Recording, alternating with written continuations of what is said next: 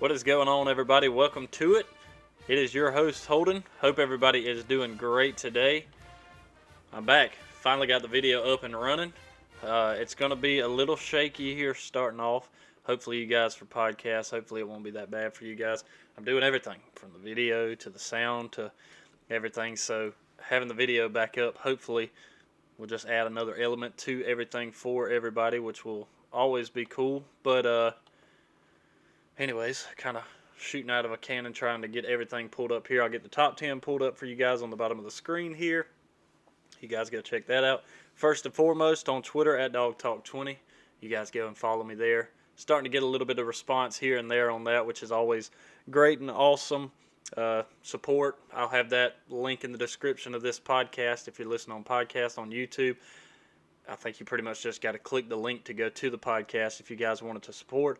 And like I just said, obviously YouTube is now up and going. This should be the first video of the season. I know it's a little bit later than I really wanted to get to it, but finally starting to get to it and get that out. And then, you know, as we started earlier this week, it starts the 2 weeks where record on a Sunday night, you get it Monday, and then like tonight, it's Thursday night, but you'll get it Friday. Guys, go check out the website as well, dawgtalkpod.com. That is DAWGTALKPOD.com. You guys go and check that out if you guys don't mind. We are getting prepped up for UAB and Georgia. UAB coming to the house, the season opener at Sanford Stadium. Really looking forward to that one. Then at 3:30 there on ESPN. I will also get, let's see if I can get the schedule pulled up. It's not the entire schedule. I decided I was just going to do some of the schedule, basically just like some upcoming games into this season. They'll be on the side of the screen if you guys are watching on YouTube. If not, go check out the YouTube page. Again, all of the links. Here's a couple of things. I'm leaving the link tree in my Twitter because it's just easy to click and you can go anywhere. You can click that link. You can go to the website. You can go to YouTube, Twitter, Spotify, iHeart, Apple Podcasts. It has those quick links for you to be able to go to. You can always go to the website. The website is also in the link of the Twitter. But all of this will also be in the links to wherever you're listening podcast-wise. So don't be afraid to check out whatever it is there. But I just wanted to say that I keep it up there just to keep it simple and easy so you guys can click it and go from there to be able to get wherever you need to get or wherever you want to get. So, again, I appreciate you guys listening. If you're listening, we're going to jump straight into it. We got some news to go through. A few things have come out here and there. Then we're going to jump into something basically just breaking down the game up against UAB coming to Sanford on Saturday. Again, that one at 3:30. Jump down to some, you know, not really controversial stuff, I guess, but we'll get to it as time comes. We'll jump through some other games around the country, talk a little bit about some questions that you guys asked on Twitter, and then we're going to end the segment on, or end the show, I should say, on the segment that I've started, hashtag Dog Bites. Got a couple of responses on that, one that I think will be kind of fun, but that one I think I'm going to limit that one to just being a Thursday. Just when I do the Friday show, when you guys get it on Friday, I'm just going to do it on there because not a lot of response, so I can't, you know, keep it going if I don't get a much response to that. So, but anyways, let's jump straight into the news, starting things off. Georgia does start this week, ranked number 2 in the AP poll when it did come out on Tuesday. Right where I think Georgia should be. Georgia looked really good against Clemson. I know most people are going to say, how do you say that? How do you say that Georgia looked good in a 10-3 win? Well, I tell you this, a team who's been to the playoffs for 5-6 straight years now, and that I believe was the number one rushing team in the country last season, was held to 2 yards rushing and 3 total points in the game. So, yeah, I think it was a really good game. And for anybody out there that's saying, oh, well, the offense has got to get fired up, sure, I'd love to see Georgia. I mean, I picked it 31-24. I expected Georgia to score some points and be able to do some really good things in there, and unfortunately that just didn't happen. And hopefully that changes coming up against UAB. We'll see. We'll see if it does. If it does, great. If it doesn't, well, guess what? We still have time. There's some things that I'm going to get to in a minute that may limit some of that. It may change some people's opinion on what the outcome of this game could come down to. Not necessarily the outcome as much as maybe the score, you know. And we'll get to some of that in a minute. We've got some injury updates that we got to talk about. That could be the deciding factor on that. But at the end of the day, let's close the door on the Clemson game because it's over. That was a week ago. We're moving into the next week. If we just sit there and harp on the week before, listen, we're never going to be able to move forward. So it was a great win. A lot of people think we should have scored more, but at the end of the day, it was a win. And if you look at the record book, a record book that doesn't show a score, well, guess what? There's a W right there. So that's all we're worried about right now. We can clean things up as we go. We got a couple of games here. If you're looking at the upcoming games on the side of the screen here on YouTube, UAB, obviously this week. South Carolina next week. Sometimes that can be a sneaky good game. South Carolina's down right now. I think Shane Beamer's doing all he can to try to revive that program over there in South Carolina, but as of right now, they're not really in that revived position. They're really, really down, so that should be another game that we are able to kind of get people healthy, work guys in, get a lot of experience for backups and things like that. Not to put any kind of a damper on UAB because UAB is going to come in here and give you a fight, that's for sure. Then you jump down to Vandy, and I was thinking about this earlier today. Got to be honest with you, I don't know how Vandy is still in the SEC.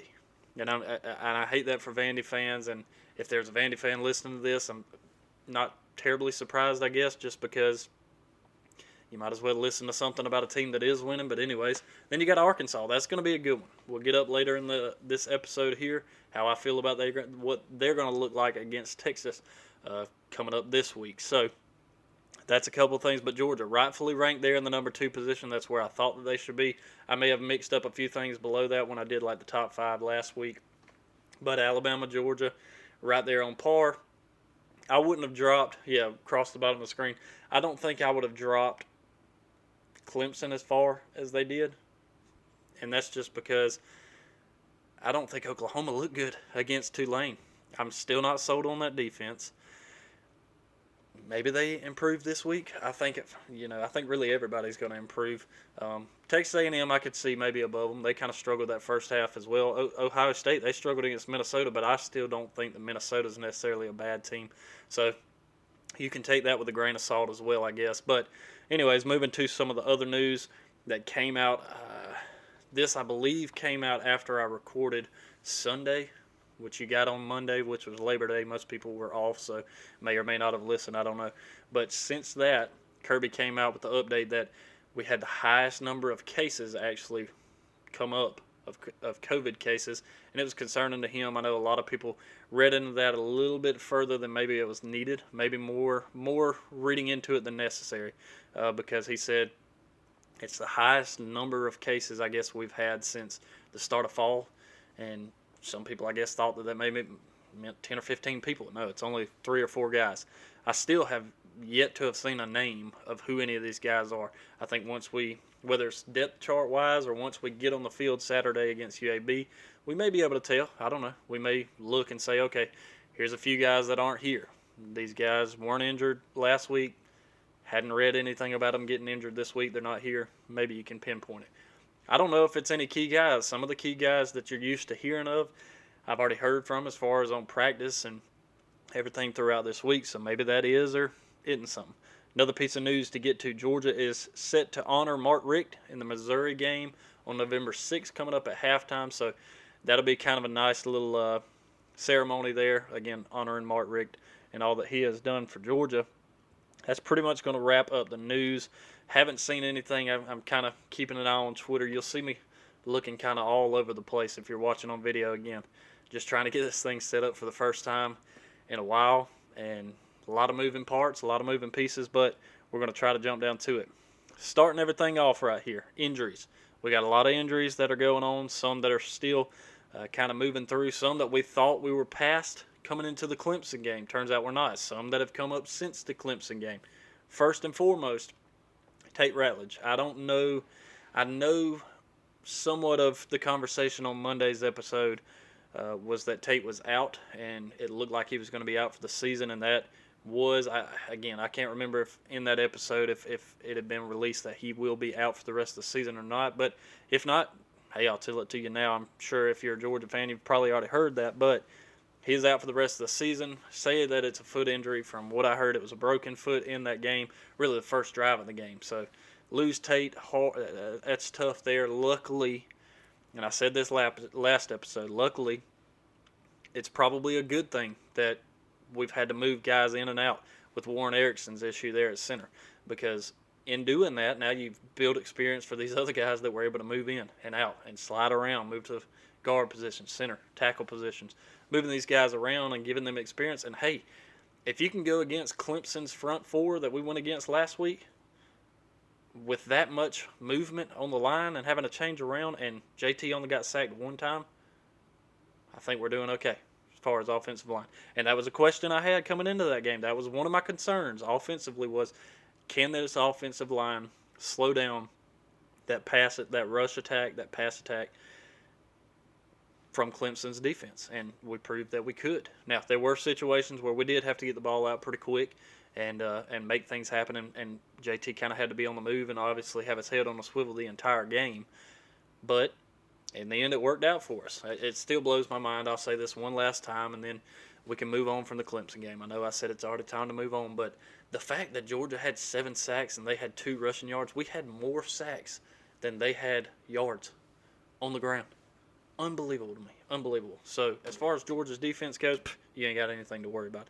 One of the other injuries, and this is one I'm a little bit curious about because I don't know the origin of when this actually happened. Some speculation is it's happened this week in practice. Some speculation is this happened before the Clemson game, and this is why JT did not air the ball out, kind of like anticipated. JT right now is battling an oblique strain. From what I've heard, an oblique strain is something that can take a few days to get over, but for the most part, you can recover from it pretty quickly. An oblique tear, that's a few months off. That's not saying it would end a season, but very well could. Again, I don't know if this is something that originated before the Clemson game or not.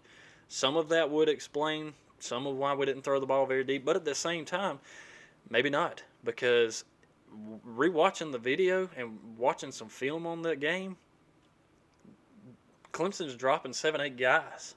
I mean, in such a massive zone or man coverage that there's nowhere to throw the ball to in the first place. Now, we do have to improve on that. Whoever's at quarterback coming into this, we'll jump into some of that here in just a little bit. But other teams, and this was something I wanted to talk about Monday's episode, but I kind of forgot to, was one thing I'm a little concerned about with this game is if Clemson did it and you go up against another defense that is equal to, maybe a little less caliber than a Clemson, everybody's going to scheme to play you that same way. So eventually, and again, we're injured. We got wide receivers that are out. We got key guys that are out. Kearis Jackson never played a snap offensively. He played on special teams. Never played a snap. He's not quite healthy. Going to get to that in just a second. Jermaine Burton, he wasn't 100%. You could tell that. He missed on a couple block schemes, and I was actually listening. Maybe been Brandon Adams with Dawg Nation Daily. I think I was listening to him talking to Terrence Edwards and said that he had actually texted Terrence 1:30 in the morning, that being, I just said his name. Completely blanking on it. Sorry, guys. Anyways, just said his name, and it goes out of my mind that fast. But he had texted Terrence at like 1:30 in the morning after that game and knew that he had missed a block. And that his assignments weren't going quite like he wanted them to, and they should have been, and kind of hard on himself about it. So it's good to know that he kind of knows that, even as soon as then, right after the game, and probably as everything's going. But he still wasn't quite up to par. We don't have a George Pickens. We may get him back in October, but if I'm leaning anywhere, just hoping maybe by the time we get to the end of November. Maybe by then he can come back. If we can get to the SEC championship game, which right now I'm not quite as nervous about, then maybe he can get to a point where, he's back for an SEC championship game. We'll get there. Dominique Blaylock, ACL, he's still questionable. Kirby came in. We just talked about Kearis with his knee, and he's still questionable. Kirby did say that the deal with Dom is he is actually closer to 100% back than Kearis actually is. Right now, it's a confidence factor for Dom, that he's got to build that confidence up and be ready to get back in a game. It's not all about just being cleared, because I think reading or listening to his conference earlier this evening, he actually said that both of these guys are cleared, but just not quite ready to get back in. I don't know how much of that is or isn't true, because the last we had heard was we were going to be full tilt. And, you even put on the depth chart that Darnell Washington, Tyke Smith, they could be coming in the game, and then they walked through with boots on their legs. So that was clearly not quite what we thought. Again, that could be some gamesmanship there by coaches trying to keep Dabo on his toes as far as coming in and thinking you got one thing, and then boom, you turn around and you got something else. That's a couple of them. Darnell Washington, Tyke Smith, both of them still doubtful. We probably got a couple more weeks before we get them back. And the thing that that was strange to me wasn't it 2 weeks prior to the start of the season that it was a 3 to 4 week process? So I'm hoping by the end of this coming week, maybe we start to get those guys back. Not necessarily that you need them for UAB, because you don't. Not necessarily that you need them for South Carolina or even a Vandy.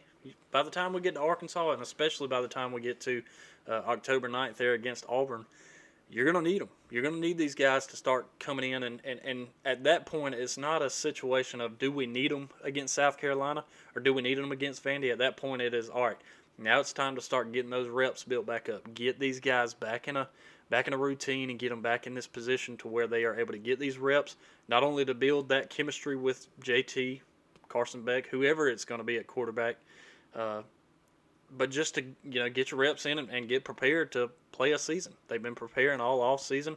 Now once you get into actual game time play, it's completely different. People will tell you that, especially when it comes to tackling defensively, like with a Tyke. You can't tackle at practice like you do in a game. When you get in a game, that's real deal right there, and it's just a completely different ebb and flow of the game. But that's pretty much it as far as the injuries side of things go. Still doubtful on a lot of these guys. We may see some Kieras. We may see Dom come in. I doubt it. But really the only one that I think we may see is Kieras. I know we saw him again on special teams, and I think that was just the hands, the ability to catch a ball and not have to worry about somebody muffing it. We're so sure on him being back there, being able to catch a punt, whether he returns it for yardage or not. And a couple of the times that he did actually try to return it on Clemson, it was just kind of a straight line somewhere. There wasn't any kind of cutting or any magic, I guess you could say, happening off of that, which, hey, I'm okay with that too, as long as we're not making an injury any worse than it could be. So something to keep an eye on there as we come into this one. And then the biggest of all those injuries, I know I kind of glossed right over it, being the JT injury, is how much of a go is he this weekend? Do we see him start the game against UAB? Again, a game that if we start him and he continues to strain it to the point it's a tear, or to the point where he's just so uncomfortable that then he is out 2 to 3 weeks, and we get to a situation where probably won't get him back till the Arkansas week, and then he still needs enough preparation to really get back in stride with guys to be able to start in that Arkansas game. I don't know. But either way, if he comes into this game and he starts, great. All we can do is all we can do until we get to a point where it's like, all right, we're either comfortable enough in this game that we don't need him in this position, or we lean on a Carson Beck who, from all intents and purposes, my goodness, I can't speak. Supposed to speak in a podcast here, can't say a word. I'm just going to skip past that.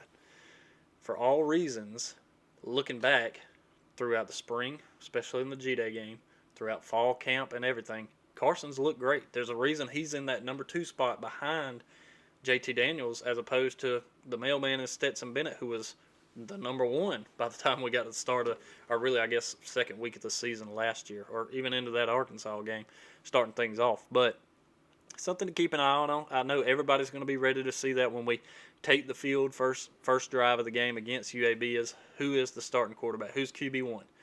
What does this look like? If it's JT, you know what you got, so let's see what happens. Let's see who he's got around him. Who do we have back? Who do we not? If it's Carson, everybody just take a breath, because we're going to be fine. We're going to be fine.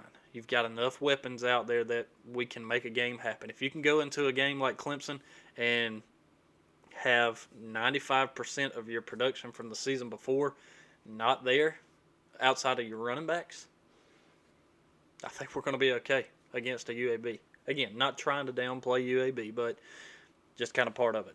Now, let's jump into some of that is against UAB. You can't really take a stat standpoint on this and look at, all right, UAB has already played a game. They played Jacksonville State, burn them out 31-0 in the season opener. Georgia 10-3 against the number 3 team in the country at that time. Can't really put the stats up against each other because, one, it's two completely different opponents, and second, if you look at the stat line, UAB is over Georgia in all of those except for maybe sacks. Georgia put up a lot of that, and rushing yards as far as defensively goes. That's probably the only categories that Georgia leads coming into this game. So if you looked at it on paper, you might think, oh, well, UAB should have an edge here. No, that's not quite the way it is. As it has it, Georgia's a 24-point favorite coming into this one. That's as of Thursday evening anyway. Over-under on this one's 45. We'll see. I'll get to the picks by the end of the game. You know how that goes. Running back there, Jermaine Brown, looked pretty solid starting things off. But that quarterback, Tyler Johnson, 319 yards, 2 touchdowns in that season opener against Jacksonville State. That's going to be something to watch out for. But another thing that I was listening to is that defense. They have got a lot of starters that are returning, a lot of production that they had last season, and they've got quite a few super seniors. I think they even have a few transfers that have actually came over and that have been playing with them as well. But those super seniors, that's just talent. When you bring back talent, you bring back guys that just experience is the biggest thing. That's what makes things a little bit more difficult. I'm going to be interested to see, and everybody I'm sure is what is going to be the scheme? What's the game plan for UAB as far as defense goes against the Georgia offense? We know offensively what you have to plan for against Georgia's defense, and that is get the ball out quick. Hope you can run the ball. Good luck on that front. Whichever try to hole or outside you try to bounce it to, good luck trying to run the ball. But as far as passing, you've got to have a scheme drawn up so well that you're getting the ball out in record time, because that Georgia defense is going to pin its ears back again. And a UAB O-line that I'm not going to say is matched with Clemson, should be a little less of a Jordan Davis should be able to plow straight through this line. Again, in everything that I say, this will be the last time I say it because I don't want to annoy you too much. UAB is not going to be quite as well matched as a Clemson in these matchups, but I don't want to take away from the fact that UAB is still a really good team. Now, moving into it, the side that I'm most interested in is how is that defense going to scheme up against Georgia's offense? Is it going to be a same situation like Clemson where they realize, okay, we can rush 3 and 4. We may not necessarily get a lot of pressure in the pocket, but we can drop 7 and take that air game away. Problem with that is I got a feeling Georgia's going to start to lean on the run game a little bit in this, and if that starts rolling, kiss it goodbye. Do they maybe try to stack the box and say, okay, if JT is in there and he is battling maybe a little bit of an injury, let's stack the box, try to put some pressure in there, see if he makes a mistake. Or if Georgia all of a sudden starts opening it up downfield, and these are, even if it's a Brock Bowers at tight end who's getting loose, and a Donnie Mitchell that gets on the outside, maybe we do have Kierris in. I doubt it, but if he's in there, even getting Arian Smith back, that would be another good one. So Jermaine Burton, there's the name that I completely blanked on earlier. But having these guys get back in and hopefully get a confidence booster will be a good thing for them. But I'm curious to see what UAB's defense dials up to be able to stop Georgia's offense that, when it comes alive, I don't think it'll go back to sleep.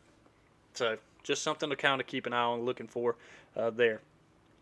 Now, one thing I want to reiterate in this is a game that can be lost. It is a game that can be lost. I was thinking about something earlier. If I could give a speech to the team, how would that go? It's pretty simple to me. It's, you need to take this whole opportunity as a crystal ball in your hand, right?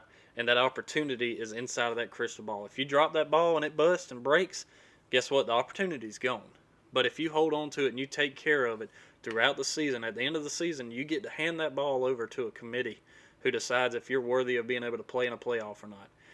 And as long as you hadn't dropped that ball and put a lot of scratches on it or broken it in general, you stand a really good chance to be able to play in a playoff at the end of the season. So that's just a strange analogy I was thinking of earlier, and I'm not a speech giver, but if I could, hey, maybe that would be one that's similar to that. But it is a game that can be lost. Do I think Georgia loses it? No. I think Georgia should outman these guys in every aspect of the game. but it is a game that can be lost. There are games that Georgia tends to play over the years that shouldn't be close and become a lot closer than they are. Now, again, we'll get to kind of how that is. If JT Daniels doesn't start, and Carson Beck more than likely would be the possible starter of this, one good thing that I kept thinking about was, he's been working with the twos. Right now, offensively, as far as the wide receiver position goes, most of the guys who have been getting the twos reps are the guys who are going to be starting right now. Kieris, Jermaine Burton, Marcus St. Rosemy. Those three guys alone, your main starters in that wideout position. They're mainly running with the ones. A couple of these guys, right now, especially being injured, they're probably dropped down to that 2 depth chart rating. So now you got a Brock Bowers and a few other guys that have been working with Carson Beck in the twos. You got chemistry there. Carson's been throwing to these guys already throughout fall camp, probably some in the spring as well. So good thing is there you've got chemistry built up where a lot of these twos have been taking reps from Carson. So that's a really good thing. And if JT's in there, obviously he's going to do everything he can. He's got the experience to know where to get the ball and when and how. So I'm not concerned as far as that goes. But if Carson Beck is the quarterback and he's QB1 starting this game, I don't think there's that much to worry about. I know some of you guys are going, all right, Holden, let's think about this for a second. You're talking about a guy who has no experience as far as starting in not only college football, but SEC football. Now, UAB is not an SEC foe, no, but it's still, you're playing in the SEC, huge atmosphere, big game, a lot different than just playing in high school, unless you're from Texas, I guess. But anyways, we're going to be okay. He's going to be able to handle this. I think he's mentally sharp enough. I know physically and athletically, everything that Kirby says is the words that you want to hear. He's very athletic, very good at what he does. So take that with a grain of salt as well. I'm looking forward to seeing, kind of how everything shakes out with him as things move along. So let's see. Oh, yeah, one other thing. I put a note here. Hey, we also got the mailman as a backup, too. I should put some crickets in there. I don't have a button for that, but how funny would that be? How funny? I guess funny, maybe not the word, but Stetson Bennett, let's bring him back in. Let's see what he can do here. Start of the season. Yeah, I don't really want to think about that. That kind of, even saying it out loud kind of makes me go, ugh, not too sure about this. Not too sure. So, all right, normally, podcast-wise, we'll take a break. YouTube, we're going to stick with it. Keep things rocking and rolling right here. Starting off with some of the games around the country. In a minute, we'll get to some of your questions and some of the predictions and other things that have come up. Friday, we do get a game. Kansas and Coastal Carolina. That one is, again, Friday, 9:30. That one's on ESPN2. Coastal ranks 17. Both teams coming in 1-0. Kansas after a big win over the weekend last week. But I think Coastal should handle this one. 26.5-point favorite. Big game of the weekend.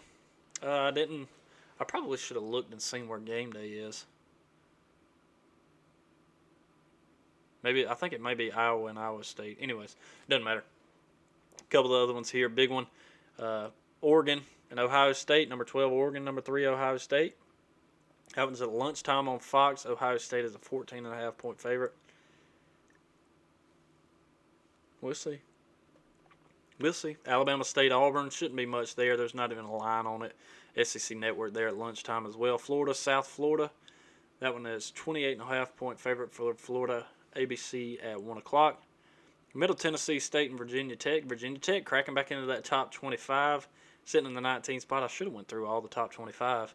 Anyway, I might do that here in just a minute. Toledo and Notre Dame. Number 8, Notre Dame. That one's on Peacock. How about that? Starting to get some of the streaming service getting a game in here. Notre Dame's 17-point favorite. I think I remember reading about that. Notre Dame being on Peacock. Anyway, number 5, Texas A&M at Colorado.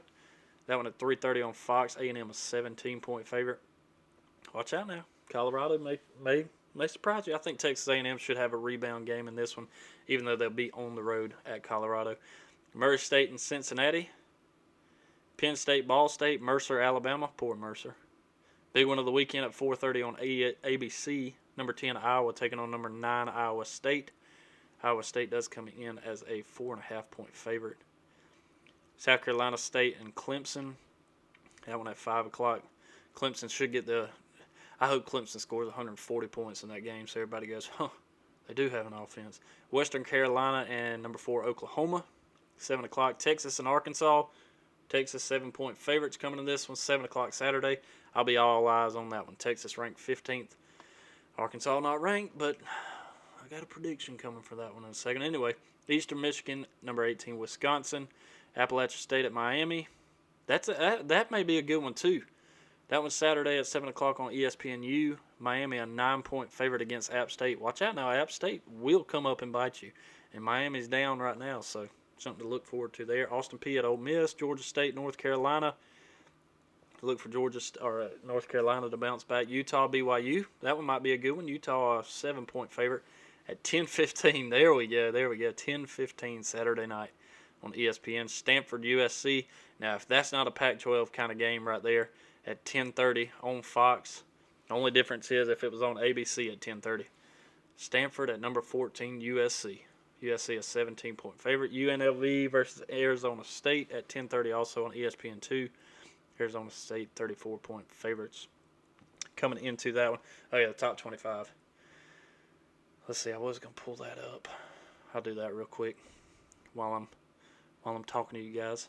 Big change-ups, really. Georgia jumps up, obviously, that number 2 spot. Ohio State 3, Oklahoma 4, Texas A&M 5, Clemson 6. Cincinnati jumps up a spot to 7. Notre Dame also, even after going to overtime against FSU, bumps up a spot to 8.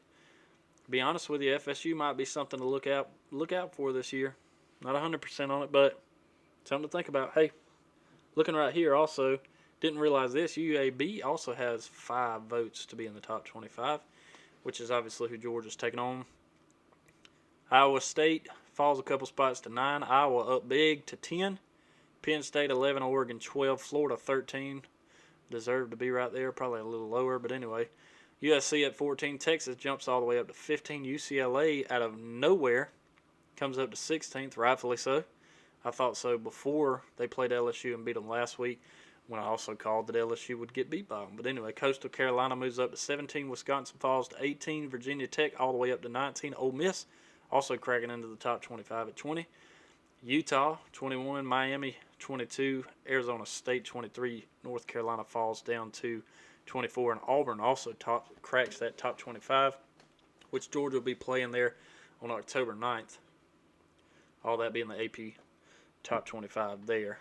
Now, jumping down to some of the Twitter talk and poll questions. Let's see. I think what I'm going to do here, guys, just kind of gotta bear with me here, because this is when I try to redo stuff video wise and make sure I do it right. All right, there we go. Take that away for a second, and I'm going to pull up Twitter here. If I did this right, we're going to find out in just a second when I get everything pulled up. Anyway, I'm going to pull up Twitter here, see about a couple of questions that I got in on Twitter, and hopefully these really only got a couple responses. Again, I'm not big on Twitter or anything like that, but I'm trying to get a little bit bigger. Again, you guys follow me at DawgTalk20 on Twitter. Would enjoy that. Actually got a really cool following earlier that I really wasn't expecting. And that came from, Chip Towers. Chip Towers, actually, from AJC, actually just followed me earlier. So that's kind of exciting. Anyways, let's jump into some of the questions. I'll put it up here on the screen for you guys, if I can remember how to do it. Boop, there it is. All right. Brian Bridges. I don't think we lose a whole lot with Carson at quarterback. I agree 100%. That is at Brian BR194378807 on Twitter. I don't think we lose a whole lot with Carson at quarterback. I agree with you, Brian. I really don't either.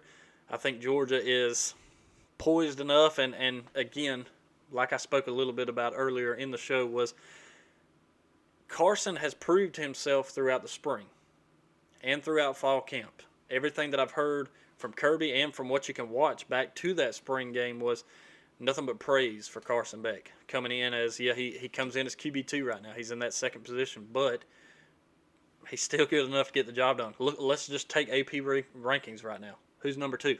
Georgia. Georgia's mighty good, ain't they? Mighty good in that number 2 spot. Well, Carson is also. This isn't a situation like last year where you go in and let's start Dewan Mathis, thinking that we got Jamie Newman. He's out. Let's start Dewan Mathis. Oh, who we got next? Edson Bennett. Now Dewan Mathis has moved back down to your 2 spot. No knock on the guy. Wish him all the best, wherever he ended up.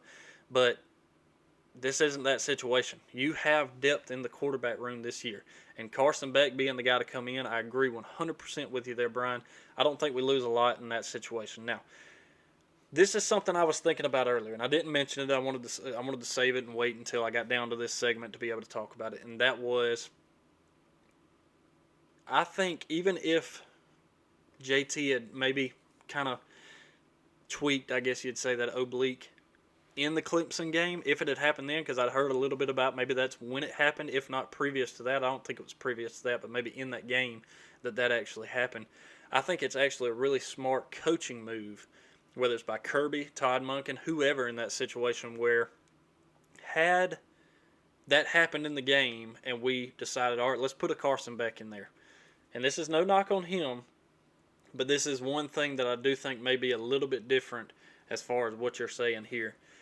If that happens in a Clemson game, it could make a big difference because JT is so mentally sharp when it comes to the game of football. He is so knowledgeable and everything that I've seen, he's so in depth with his, not only I guess watching film on everything, but just studying up on the game and paying a lot of attention to what it is not only that he's doing, but what defenses are doing, how to scheme, reading all these schemes that he's got coming at him, and he's done a really good job of that. Now, he made a mistake last week. He did throw an interception, and you can even look at his face when it happened and tell when he got to the sideline, he knew that he read it wrong.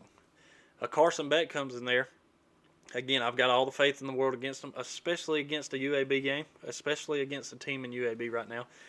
But there's a situation where if he's in that Clemson game, it may tweak things. Now, I've always been a baseball player, played baseball all my life, and we had a mantra, I guess, really growing up, that if you got a pitcher in a game that he's doing really well, even if he's giving up a few runs, but if he's doing really well enough to where he's shutting the other team down, you don't put somebody else in there, because if you do, all of a sudden it kind of, now if somebody breaks their arm or something, you got to, but if you put somebody else in a situation where they don't necessarily have to come in, it can give life to that other team. It can breathe life to that other team. Same situation could be coming up here. If JT Daniels comes on the field and maybe in the first quarter he's, so-so, maybe Georgia's up 14-3 into the first quarter, and they swap up and put in a Carson Beck. Maybe all of a sudden the scheme for defense doesn't change entirely, but maybe they decide, all right, well, hey, let's throw a couple extra rushers in there and just see what they do. See what Carson does. Let's test that. Now, he could be the one to start the game, and they start that scheme off immediately. All right, let's just pressure the quarterback and see what happens. Good luck keeping up with the run game if you do have something like that, or we start to get some screen passes outside of that. I mean, you'll start to light it on fire. But I do agree with you. I don't think we lose a lot as far as Carson being the starter in this game against UAB. Again, I wouldn't want that to be the case, and I may feel a little bit differently if this was a situation where come October 9th you're playing in Auburn, in Jordan-Hare. That's a big, big environment, maybe a little bit more than I would be comfortable with a Carson starting in that one. But that's kind of how I feel. Again, in this situation against UAB, even a Vandy, possibly a South Carolina next week, yeah, I agree with you. I don't think we lose a lot in that position as far as that one goes. Jumping down to at UGA Anand, I think is how you say your name. If Beck does an amazing job on Saturday, and hypothetically JT is out 3 weeks, do we stick JT back in or roll with Beck? Hey, that's a good question. I mean, that's nothing but a snap back to 2017 season. 16, 17? Yeah, 17 National Championship season, where Jacob Eason, he's your starter in that game. He comes in the Appalachian State game. I think it was the first drive of the season, maybe the second. He gets injured, runs to the sideline, boom, pops that knee. And here comes the savior in the end that we didn't realize was the savior, and Jake Fromm. Jake Fromm comes in, and he never leaves again. He was good enough to come into that position as a true freshman and absolutely rock it. Now, this is a situation that could very well happen. It's the same thing, because even back then I don't think anybody anticipated or expected, all right, well, let's get Jake Fromm. He's the guy. Let's put him in there and see how he does, see how he reacts and moves through all of this. I think he would be the guy to go to. Nobody was thinking that. It just so happened to happen. And when we got him in, he had such great weapons around him. Running backs, wide receivers. If you go back to that class, or not class of 2017, but that season of all of those players in 2017, I mean, defensively, offensively, you had everything there. And Jake did a really great job that freshman season. Now, he stepped up a little bit sophomore season, but then by the time he hit his junior season, he should have been much further along. It wasn't. That's not the question you ask. The question you ask is, do we stick JT back in there and roll on with? Hey, we'll have to see where we are when we get there. I hope it's not a situation where JT's out for 3 weeks. I don't mind resting him for a week or two, but I will say this. Let me see if I can get the schedule pulled back up here. It's going to be a little bit crooked on us now that I do it this way. But hang on just a second. I might can tweak this. Here we go. All right. So back to your schedule. So there you go. Watching on the screen. UAB this week. Should be fine. Maybe we, even if. All right. Sorry, I know I'm kind of all over the place, but even if this game we decide, all right, he's got a little bit of a strain in that oblique, let's just give him a break. Put Carson in there.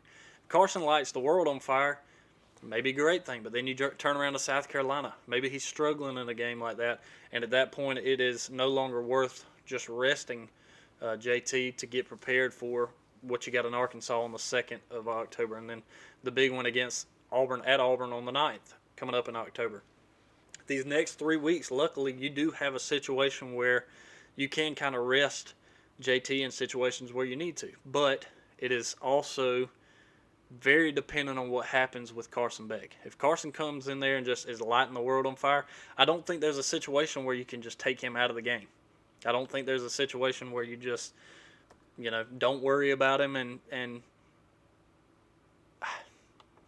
I mean, it's kind of hard to say, I guess.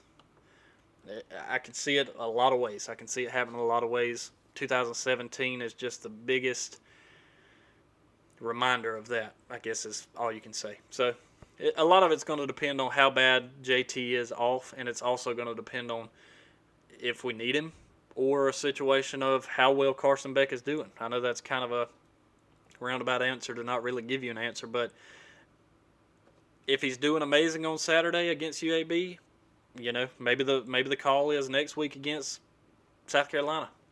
We continue to let him do amazing. Maybe the following week against Vandy, we continue to let him do amazing until it's a situation where maybe he's not doing quite as amazing as we were hoping. So that's something to kind of remember there too. All right, that is the only questions, unfortunately, I got this week. I'll ask it again next week and ask your questions and kind of see what you guys feel about some of that, but I wanted to jump down to a couple of the polls that I actually pulled up, and I'll get these put back up on the screen for us here. There we go. One of the polls was, will UAB score on Georgia's defense?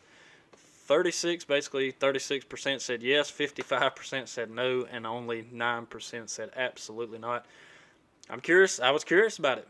How many people feel like they will actually score against us? Essentially, looking at this, you're talking about 65% saying no, they're not going to score against us, against the other 36% that say that they will.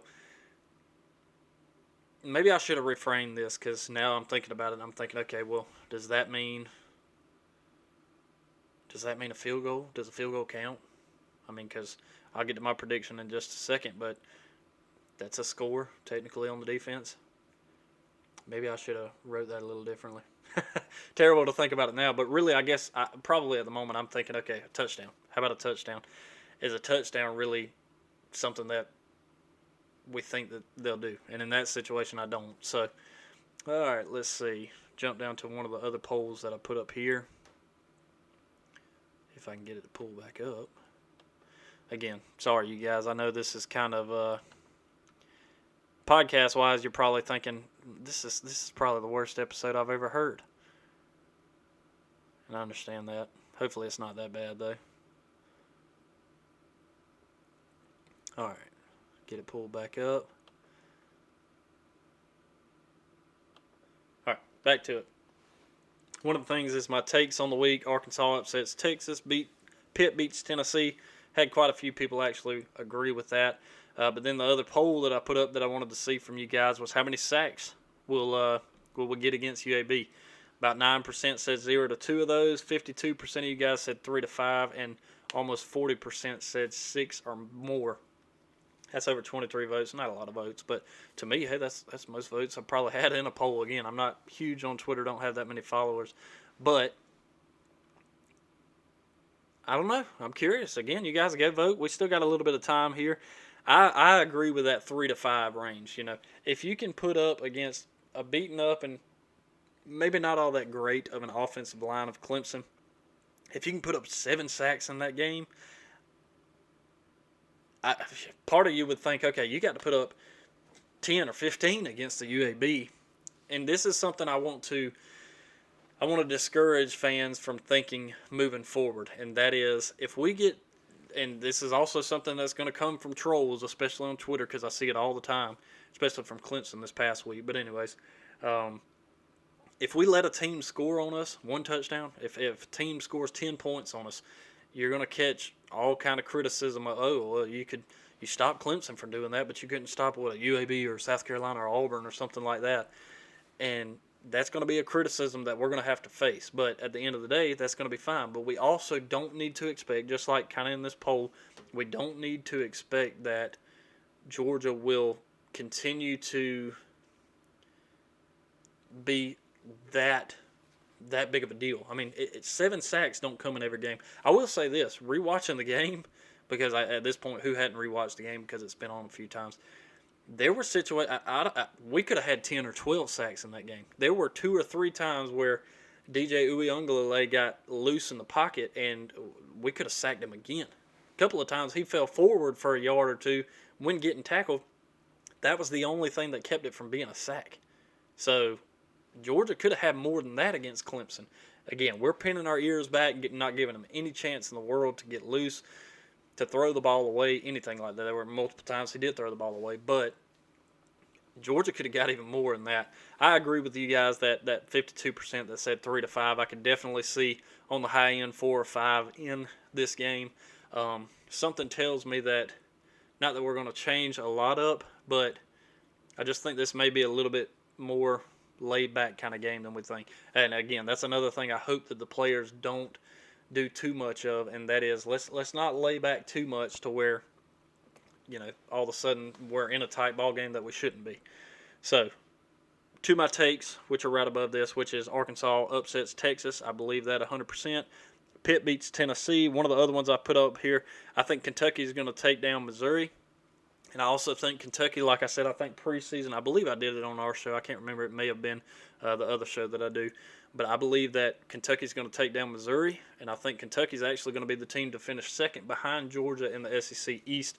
And that happens just as soon as now. So you could, in theory, in just a few weeks, let's see, when does Kentucky actually play Florida? At October 2nd, and then they play Georgia October 16th. October 16th, you could just about have the second place of the SEC East made. So something to kind of keep an eye on, look at, watch, whatever. There. Let me see. Let me just double check Twitter here just to make sure I didn't have anything else for us before we jump to pretty much the last thing that I want to get to this evening. Again, I'll try to cut some of this stuff out that's boring. YouTube, I don't have much of a choice. Yeah, how about this video of Trevor Lawrence, though? Who was it? Yeah, Terry Godwin. got Trevor Lawrence. I guess he lost a bet against Terry. Obviously, Terry being old Georgia quarterback from that 2017 season. Got Trevor Lawrence to actually dress up in the Georgia gear. Looks like that throwback to the start of last season. The throwback jersey kind of set up from the Arkansas game, first game of the season last year. Throwback to the 80s. So that's kind of a cool thing looking there. All right, let's wrap up on Twitter here because that's pretty much that. All right, to the predictions. I just got to some of those other things that we were talking about as far as what I was thinking was actually going to happen in this game. To the prediction, I think the Dogs on top pretty easily, 37-3 in this one. Again, the over-under on that one is 45, and Georgia's a 24-point favorite. I do take Georgia in those points. 24 seems easy enough in this one. A lot of people think that UAB may actually score against us. They may. I've got them at least getting a field goal, but I don't think defensively we're going to make an issue, or I think defensively we're going to be just as stout as we were in that Clemson game, stopping them from really being able to go anywhere. I don't think offensively we're going to make a mistake in this game to give UAB enough field position. But I think, they may have one good drive on us where it would maybe just get a little too lax and busted coverage. Or it could be a situation, Georgia's up 31-0, third or fourth quarter, and we've started to put some third and even fourth string guys maybe in just to get some experience, just to work on that depth that Georgia and Kirby Smart love to do. And at that point in time, that may be a situation where we give up enough yardage to where they can get into field goal range. That's kind of how I feel about that. Again, on my other ones, I just said Arkansas is upsetting Texas this weekend, and Tennessee's going to fall to Pitt. Could be a couple of fun ones there, but wanted to make sure you guys got that, so that way I've got somebody on the back end.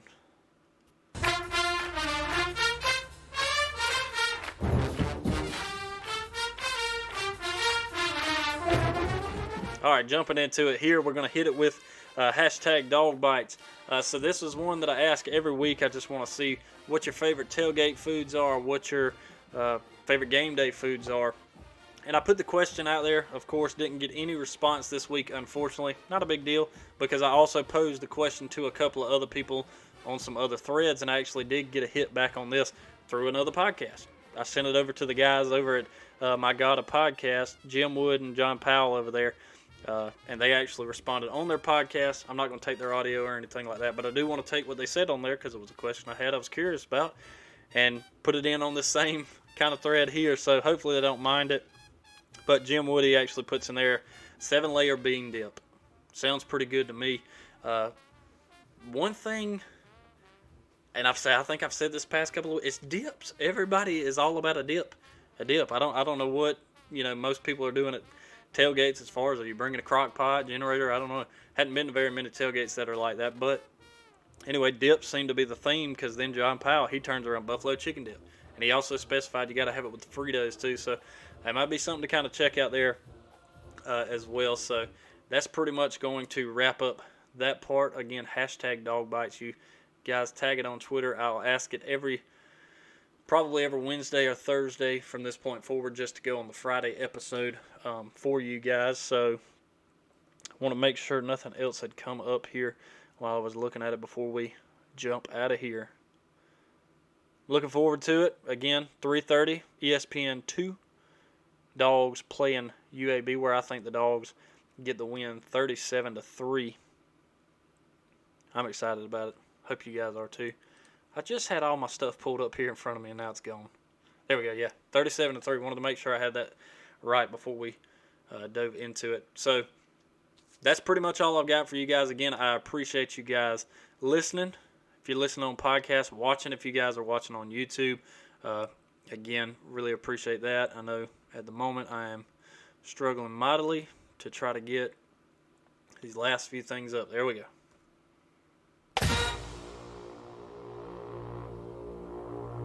All right, wrapping up here. Again, you guys follow me on Twitter at DawgTalk20. I really appreciate you guys listening. Check out the website, dawgtalkpod.com. I will check in with you guys on Monday after the game. Look forward to seeing the Dogs get the win over UAB this upcoming weekend. Again, I appreciate you guys listening, and we will check in with you guys later on. Go Dogs.